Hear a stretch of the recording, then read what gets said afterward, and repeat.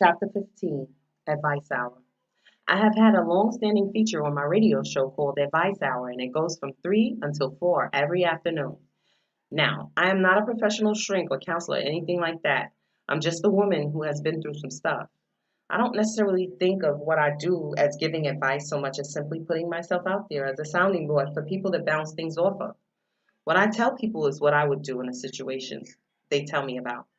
In the end, everyone really needs to come to their own conclusions on the things in their own lives. During advice hour, about 90% of the questions I get are about relationships. I get a lot of questions asking me about cheating, like, Wendy, I found out my man has cheated on me. What should I do? Well, before it happened to me, I thought the answer was simple: leave. I mean, how dare he? I thought, hell no, I would not put up with a man cheating on me. I'm better than that. Then it actually happened to me. And you know what? It's not the worst thing in the world. And depending on the circumstances, the act of infidelity might even make you both stronger as a couple. My advice: yes, you can survive cheating. Not multiple cheats, like cheat after cheat, but a relationship can survive cheating. But ladies, if he has cheated in a prior marriage or a serious relationship, let that be a warning, a red flag. Because if he cheated on his former woman, especially if it was with you, then it's likely that he will cheat on you too. I used to have a cheat and I'm breaking this shit off rule. But my husband cheated on me after we got married, not before. Looking back, had he cheated before marriage and before the baby, I don't know what I would have done. Most likely, broken up with him. Cheating is one of those things where you have to be in a situation to be able to say what you would do. And it has to be your situation, not your girlfriend's situation. She can't necessarily give you advice on something she has not been through firsthand. Now, I have modified my rule to cheating that produces a baby or an STD is a reason to break the shit off. And I make sure that I keep my shit tight with him too. I make sure that my behavior is appropriate as well. I have a rule about other men: no hugs or pictures with men. When you hug some men, they want to clink you up around the waist and be inappropriate with their hands, and that is unacceptable. I don't like it, and my husband doesn't like it. And the last thing I want is a picture with another man who is out of line. So no more pictures with men who aren't my father, brother, husband. You get the idea. And now I even have to be careful with women too. So I had to create a rule about hugging women. No hugging women. I have found there are some lesbians out there. And while I have no problems with lesbians, I don't necessarily want to be groped by any who will be just as inappropriate as some men. And between the lesbians and the ecstasy pills, which we all know make some women behave in a manner outside their normal personality, you don't know what angle a woman is coming from. Trust me when I tell you that. I still hug women, but with caution. I get a lot of questions about dating and how to find a man. And for that question, I really have no answers. I have made so many bad choices my damn self in that area and tried too many things before my Kevin came along. When I was working in Washington, D.C. at the oldie station, I used to scan the personal ads. I even had a blind date from one of those phone lines. I believe in that. Even though I was way ahead of my time with that and didn't feel like I needed to do that, I think out of curiosity, I made a date from one of those ads. Being a solitary person, I wasn't really out there like that, meeting men back then. So that was an easy way for me to meet someone. One evening, I was home alone, flipping through a magazine and came across this ad. The guy sounded really nice, so I responded. Unbeknownst to me, the guy ended up being white. We met at the local bar. He was a nice white guy, but I didn't go any further. He just wasn't my type. Not that I have anything against dating outside of my race. But he was like Opie from Mayberry, and I'm not dealing with that, black or white. That was my one experience dating from a personal ad. Women often ask me how I feel about internet dating and personal ads and all of that. I'm for them. In this new day and age where relationships are so hard to come by and so many people want to be in relationships, I'd go for the internet meetings and I'd go for the personals. But I say do so with caution. I was very careful. The man I met never knew what I did for a living. He didn't know where I lived. Our meeting was during the day, in a public place where I had no alcohol and I was not high. It was one meeting. We had a nice conversation and a nice meal. At the at the end I said, "You know what? You're a nice guy, but I'm not interested in taking this further." And that was that. He was okay with it. There was no drama and we went our separate ways. But if I was out there and looking, I would definitely go for a personal ad. That is nothing to be embarrassed about. And if you're going on one of these dates, while I do say be cautious, please leave your friends behind. Don't bring them on your date. I say this for two reasons. Friends have a way of blocking or influencing your opinion. You should be wise enough to evaluate this man on your own. If you like him, then introduce him to your friends, but your friends may not like him for no good reason and poison your mind to him from the jump. Give the man a chance and give yourself a chance to really know whether or not this guy is for you. And another reason why you should leave your friends behind is because one of your girlfriends may like the guy for herself. And that's a whole other scenario. Friends just get in the way of you having an honest connection. This man could be Mr. Right or Mr. Good Luck. So go on your own, but make sure it's in a safe, crowded place and that you're completely sober. Once you get the man, how do you keep him?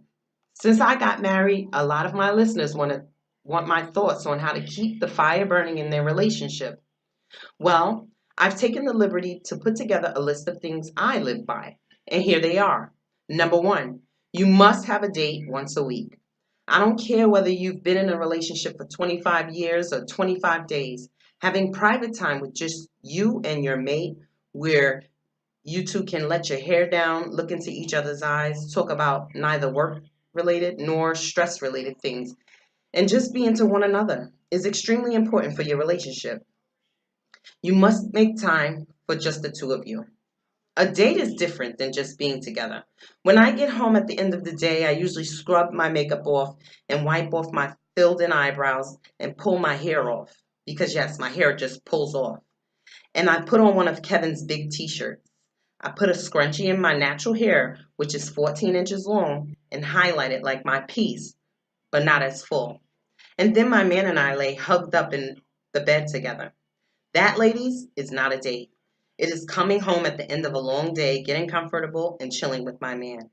On a date, I might still wear the big t shirt because some men think a big t shirt is sexy on a woman, or a teddy, or a slinky nightie, but I would leave on the hair and makeup. A date can be in your home, and it doesn't have to do with the woman cooking. It has to do with the man being able to see his woman the way another man would see her. You got the picture? It all has to do with the visual, not the taste buds. On a date, you would put the baby to bed, close the baby's door and your bedroom door, and then you set the entire mood for your man. Maybe you take on the characteristics of a cat in bed or something like that.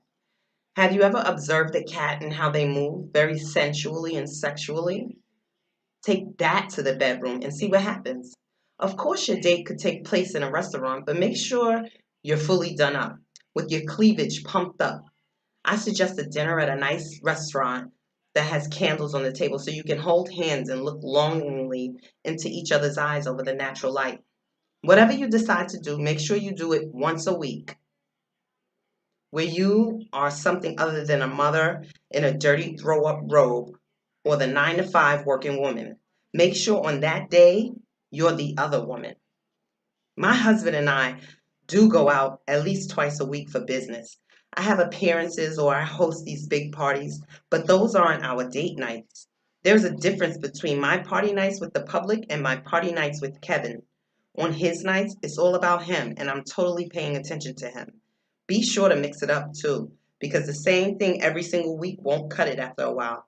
Use your imagination. Number two, be the other woman.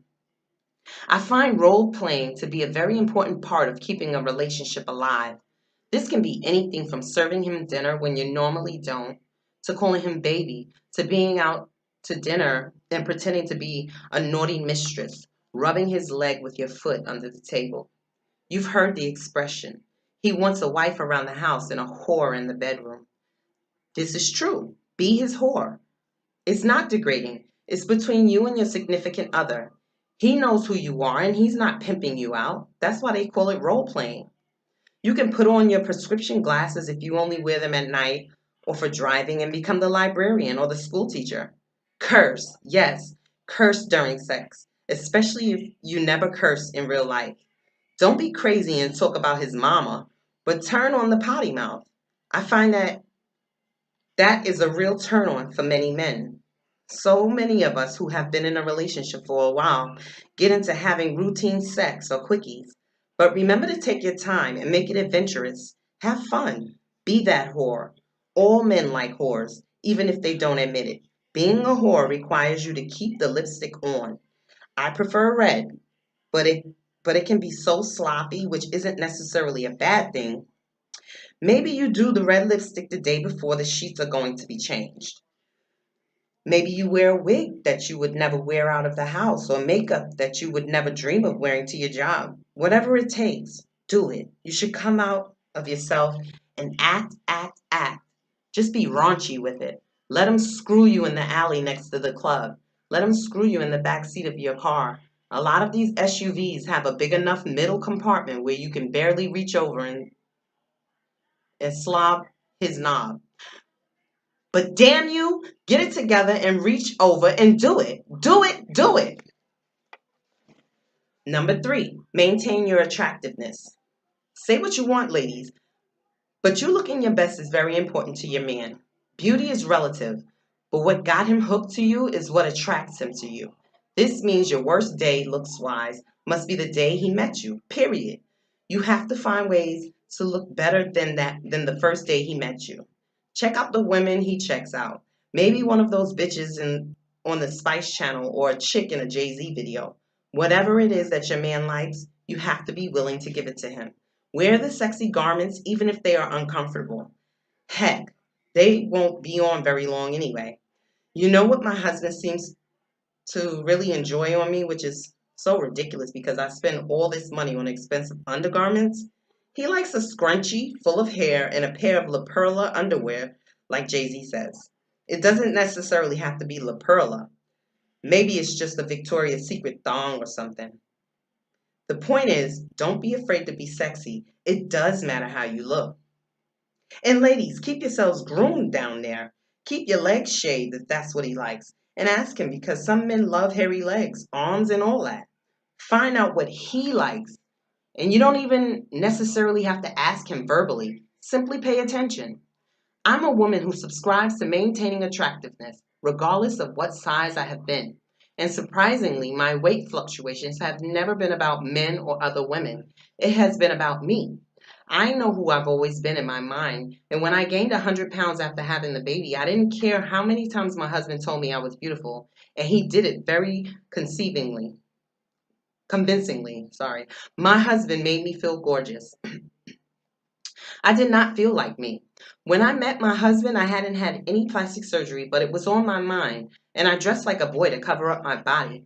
But he always made me feel gorgeous, even though I did not feel like the me that I have always envisioned in my mind that I could be. Now I do. Now when he says I'm beautiful, I actually feel it from me, too. When I sense his eyes burning on my backside, I feel like I can buy into it. I can buy into it because I actually feel it from inside me. So maintain your attractiveness, not just for him, but mainly for you. Because you're going to find that when you feel attractive, you will move more like a cat, no matter what size you are. When you feel good about yourself, you feel like a cat. I'm a size 8 in Gap jeans with Lycra in them. When I take off my jeans, I have cellulite dimples and all that, but I still feel beautiful. So when he looks at me, I feel like his thoughts are secondary to mine. Mine are most important. But I feel beautiful, and I'm not perfect when I take off my stuff. And he knows my boobs are big and fake, and he knows that I still feel beautiful. So my third rule is to maintain your attractiveness and never get comfortable because you have been in a relationship for 5 months or 5 years. Number 4, keep pictures of family, friends, and children out of your bedroom. There is nothing worse than being hit from the back and opening your eyes and seeing your bunchkin or your mom or your sister on the nightstand smiling at you. Keep the pictures out of the bedroom. I don't care if you lie in the bed for 28 years trying to have that baby. And believe me, I know the baby means a lot. But take his pictures out of the bedroom or turn them down at least. And your mom could be on the respirator gasping her last breath. But if you're doing the do, take her pictures out of your room. I learned a long time ago to keep the bedroom romantic. By romantic, I don't mean all frilly. You're a grown woman and you're having sex. You're not a little girl. If you are a grown woman having a man come over for the night, remember there's not a man out there who will be turned on by teddy bears and unicorns or other stuffed animals lying around your room or in your bed. They will think you have a problem. I'm just giving you a heads up. That unicorn you won at Six Flags when you were 19 ain't going to win you points in the bedroom. If you're still a virgin and plan on staying one, then by all means, keep the stuffed animals everywhere. But if you're having sex and you're a grown woman, lose the animals. And I don't care if he won the unicorn for you. Put that shit in the closet. And by the same token, your room shouldn't be totally sexed out either. It's not supposed to be the room of dominatrix because that is a big turnoff too. No one wants to feel like they are about to get their ass whipped. If you're in a relationship and most women are in charge of decorating, be conscious of his masculinity. Don't make the room too pink and feminine. I'm a fan of animal print, tasteful animal print, and our bedroom is a good mix of masculine and feminine, sexuality and erotica, but not so disgusting that my parents couldn't come in and sit down while I was on bed rest and feel comfortable. Make it sexy, but tasteful. If I had to talk for my husband, I would say that he would say, Wendy is a very tasteful woman. Our bedroom is where it happens, but it is done with taste. And keep the bills out of the bedroom too.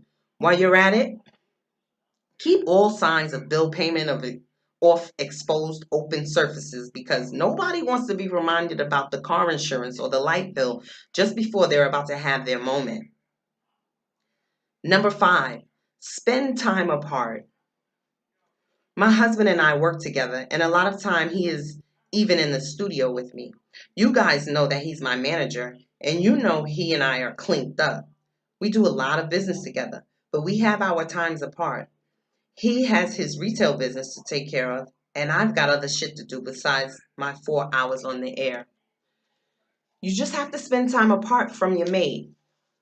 For me, that time spent away from him is not spent with my girls because that's not my bag. I have family who live in Miami, Florida. So a lot of my time spent apart from Kevin is visiting my folks in Florida. We're not to the point where I go on girlfriend retreats to Jamaica because that's a bit too questionable and opens the door to all kinds of trouble. Maybe we can talk about that in another book.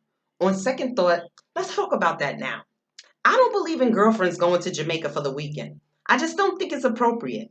I mean, what are you doing on a hot, sexy island without your man? It leaves too much open for discussion between you and your mate, and it's simply not necessary. I believe relationships need rules and boundaries, and people need to know what is and isn't off limits. Maybe for you and your man, you traipsing off to a hot, sexy island with your girls is cool. But keep in mind, if he has no problem with you doing that, you have to give him the same leeway. And what will he be doing while you're gone? I just can't see doing that. Maybe it's because I'm not to that point in my relationship. Whatever. I'm saying it can lead to stuff you just don't need. And I'm standing by it. My time apart in my relationship can be as simple as the 4 hours I spend doing the show without him in the studio. And by the time I get home at night separately, and by the time he gets home at night separately, we say, how was your day? And we actually have things to talk about. And since business is intertwined, we know exactly who all we're talking about. But it gives us something to share. And that's the point. We spend a lot of time together, but time apart is important. Because if a couple is together all the time, they will eventually run out of things to talk about, which means death to any relationship. And I ascribe to the old adages absence makes the heart grow fonder, and familiarity breeds contempt. Number 6, don't talk out of school. Don't talk to your girlfriends or anyone else about things going on in your relationship. Once you get in a relationship that you deem serious, and you can tell when that is, whether it leads to marriage or whether the dating leads to living together forever like Goldie Hawn and Kurt Russell. Cut off out of school talk about your man. I have found that friends more often than not are not the best sounding boards when it comes to serious relationships. Everybody's relationship is different. Sure, my friend's man might have cheated, but her circumstance is different than mine. Sure, her man might be in the record industry and go to record industry parties, but they don't necessarily roll like we do. They're just different people. And why they do what they do doesn't have anything to do with me. So their advice can only go so far. Don't even let me get started on the woman who gives you whack advice only to find out later that they are the haters on the low. And then there's the chance that your best girlfriend might talk to her friends about what you told her. The last thing you want is the details of your relationship to be grist for someone else's mill. It gets around quickly what's going on in your relationship, and I had to learn that the hard way. It was a lasting lesson. I haven't had that much backstabbing going on in my life because I was always so cynical and because I followed my own rules from the beginning that I never did run to my girlfriends when things were going wrong in my relationship. This is nothing my mother ever sat me down and told me. It was just something I knew inside not to do. My most deep conversations that I have with close friends are after the problems have mushroomed, been solved, and I'm waiting to exhale. Then I'll say, girl, you don't understand what I've been through. He did this and this and this. And she'll say, Wendy, why didn't you call me? Because you know me, I'll say. I like to sort through my mess and then talk. You get the point. Don't talk out of school. And that includes to your own family. They can be the worst because while you may have worked out the problems between you and your man, your family may not so easily forgive and forget. Thanksgiving could be quite uncomfortable after you've decided to take him back and everyone is sitting around the table looking at him, knowing what he did to you. And now everyone is forced to be nice, and you have to hope that Aunt Wanda doesn't have too much liquor in her and start telling your man off about stuff you squashed months ago. It puts too much of a strain on the family to involve them in your relationship problems. You have got to learn that you must be your own best friend and your own best sounding board. Number 7, pick your battles. In relationships, you have to pick your wars, and that means all out screaming. It's not a battle, it's a war. But a war should not be declared because he leaves pubic hair on the shower floor or dirty gym socks in the bed or because he leaves the cap off the toothpaste. Adjust. Figure out a way to get around his minor flaws. Me, personally, I wash the hair out of the tub, pick up the socks, put the cap back on the toothpaste, and keep it moving. I don't make it into a big deal. Fortunately, I have always been one for a housekeeper. So a lot of fights other women might have, I push off on the housekeeper. I'll just pick up the socks with my big toe and the toe next to it and toss them into the laundry basket. I let the help deal with the rest. Number 8, bring your best to a relationship. Always enter a relationship bringing as much to the table as you can. This rule is why I don't believe in marriage before you're 25. You can't possibly bring as much into a relationship at 20 as you can at 30. In fact, you're not bringing much of anything to the table in your 20s except half-ass credit, maybe a piece of a degree. You have no real job experience or career and no property. You're just a piece of a woman. You're just a piece of a woman is what you are. You want to build yourself up for you and bring as much to the relationship as possible because believe it or not, that will bring out the best in your man. And if he's not quite up to par, he will catch up quickly if he's any kind of a man. And if he's already there, that will give him reason to continue. So always bring something to your relationship. And that includes purity. By purity, I don't mean virginity. I mean no kids. Yes, how dare I say that? And curse me out if you want, but there's nothing like a woman or man coming into a new relationship without kids. It's like starting clean, completely from square one. And in our community, finding a mate who doesn't already have kids is so difficult. I was so amazed when I found my Kevin. and he had no kids. He was pure and I was pure. Neither one of us was coming out of a relationship or in one. There was no messy breakup to deal with. It gave us a nice, fresh start where we could concentrate on getting to know one another, free from the stress of dealing with kids, baby daddy, or baby mama drama. Number 9, know your place. Yes, I know this sounds real old fashioned, but I believe that women should know their place in a relationship. I don't mean that you should be barefoot and pregnant and all of that, or that you should spend all of your time in the kitchen slaving over a hot stove for your man, but respect his space and know your place. I don't believe in rifling through a man's wallet or checking his cell phone every night to see who has called. You'd be wasting time and energy and make yourself crazy. You might find something or think you found something and blow up for nothing. The result would be that you look crazy and have to put him on the defense. The better way to handle this kind of scenario is to sit back and wait. I am a firm believer that whatever is in the dark will come to light. Just think about it this way. Do you want him going through your purse or checking your cell phone bill?